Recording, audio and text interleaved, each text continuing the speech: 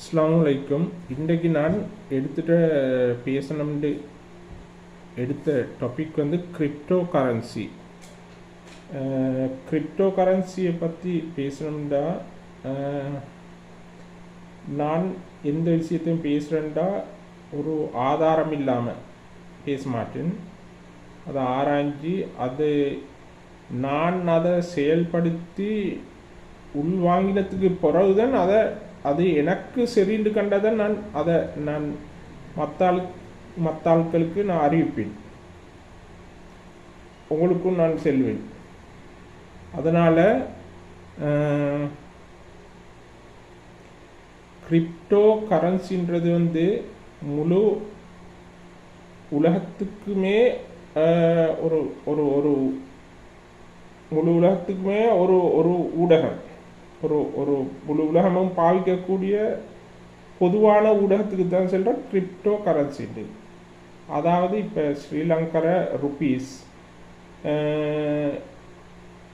இந்த அமெரிக்காவில் டாலர்,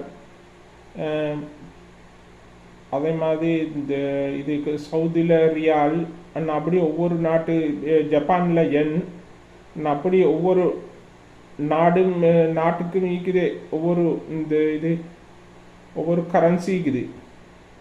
ஆனால் கிரிப்டோன்றது வந்து எல்லா நாட்டுக்கும் ஒரே கரன்சி தான் கிரிப்டோ. ஆனால் இது வந்து டிஜிட்டல் மணி. கிரிப்டோ கரன்சின்றது டிஜிட்டல் மணின்றா அதாவது எங்களுக்கு கண்ணுக்கு விளங்கவோ கையால் பிடிக்கவோ ஒன்றும் மேலாது. இப்போ சாதாரணமாக நாங்கள் இப்போ சாதாரணமாக எங்களோட பழைய காலம் நாங்கள் எடுத்து பார்த்தோம்னா முதலாவது பண்டமாற்று ஊடகம் இருந்துச்சு. எப்படின்னா ஒரு பொருளை கொடுத்து இன்னொரு பொருளை வாங்குறது. அதுக்கு பிறகு அது பிரச்சனையாகும், இது கூட அது குறவுன்ற அந்த பிரச்சனை வரவும் அதுக்கு பிறகு வந்துச்சு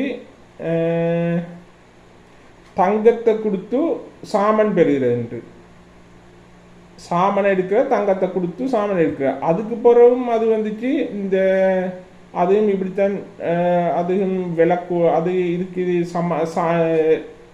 ஒத்து போகாது, சாதாரண இது இல்லை, அது விளக்கூட இது விளக்குறோம், அந்த மாதிரி பிரச்சனைகள் வரவும் அதுக்கு பிறகு வந்துச்சு காசுன்ற ஒரு ஊடகம். காசு வந்ததுக்கு பிறகு அது வந்ததுக்கு பிறகு அதுக்கு பிறகு அதில் பாதுகாப்பு இல்லைண்டே இப்படி அதை வீட்டில் வச்சுட்டு இருக்கலாம். அதுக்கு பிறகு அது களவு போகிறது. அதுக்கு பிறகு அதை நிவர்த்தி பண்ணுறதுக்கு அதுக்கு பிறகு வந்ததுதான் இந்த ஏடிஎம் கார்டு. அப்போ எங்களுக்கு எங்கே போகிறண்டாலும் சேஃபாக கொண்டு போகலுன்ற ஒரு நிலைமை வந்துச்சு. சரியா, சேஃபாக கொண்டு போனால் அதுவும் கொஞ்ச நாள் பாவிச்சோன்னே அதுக்கும் சேஃப் இல்லை, அதுவும் பேங்க்கில் கார்டில் அங்கங்கே அதுவும் திருட்டு போகுது அப்படி இப்படின்றதுனால அதுக்கு பிறகு வந்துச்சு ஆன்லைன் பேங்கிங்.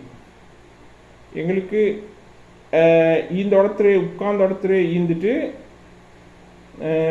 வேண்டிய நாட்டுக்கு எங்களுக்கு சல்லி அனுப்பியலும் அந்த முறை வந்துச்சு. அதுக்கு பிறகு அதுக்கும் பாதுகாப்பு இல்லை, அதுக்கும் இங்கால களவு போகுது. நடுவில் நாங்கள் ஆன்லைன் போச்சல யார் சரி இன்னொருத்தர் வந்து அதை ஹேக் பண்ணி எடுக்கிறாங்கன்றதுக்கு பிறகு வந்தது தான் கிரிப்டோ கரன்சி. கிரிப்டோ கரன்சின்ற டிஜிட்டல் மணி. அது வந்து வேண்டிய நாட்டுக்கு ஒரே கரன்சி தான், சாதாரணமாக 2040 எல்லா நாட்டுக்கும் வாரன்ற மாதிரி தான் இந்த ஆராய்ச்சியாளர்கள் கண்டுபிடிச்சிக்கிறாங்க. இனி 2040 மாதிரி தான் வருதுண்டு. ஆனால் இப்போ இது மிச்சம் நாட்டுக்கு வந்துட்டு ஜப்பான், அமெரிக்கா, துபாய், சைனா. இதை முதலாவது கண்டுபிடிச்ச ஆட்கள் இருக்கிற பெருமைக்குரிய நாடு வந்து சைனால தான் முதலாவது இதை கண்டுபிடிச்சது. அடுத்தது அப்படி வளர்ச்சி அடைஞ்ச நாடுகள். ஆனால் இங்கே இது ஸ்ரீலங்காரையும் ஈக்குது. சில சிங்கர் கம்பெனியில் கிரிப்டோ கரன்சி கொடுத்து சாமான் வாங்கிலும். ரீலோட், டயலாக் ரீலோட், டயலாக் ஏர்டெல் அந்த மாதிரி ரீலோடும் எங்களுக்கு தேவைப்பட்டால் எங்களுக்கு அது பண்ணிக்கலும், ரீலோட் பண்ணிக்கலும். அந்த ஃபெசிலிட்டிஸ் இருக்குது கிரிப்டோ கரன்சியில். இதைத்தான் நான் மெயினாக உங்களோட பகிர்ந்துக்கணும்னு நினச்சேன். இதை பற்றின ஏதாவது உங்களோட கருத்துக்கள் இல்லாட்டி ஏதாவது உங்களுக்கு கேள்விகள் இருந்தால் பணியில் கமெண்ட் நீங்கள் கமெண்ட் பண்ணுங்கள். நான் அதுக்கு உண்டான பதிலை நான் கட்டாயம் தருவேன். அஸ்ஸலாமு அலைக்கும்.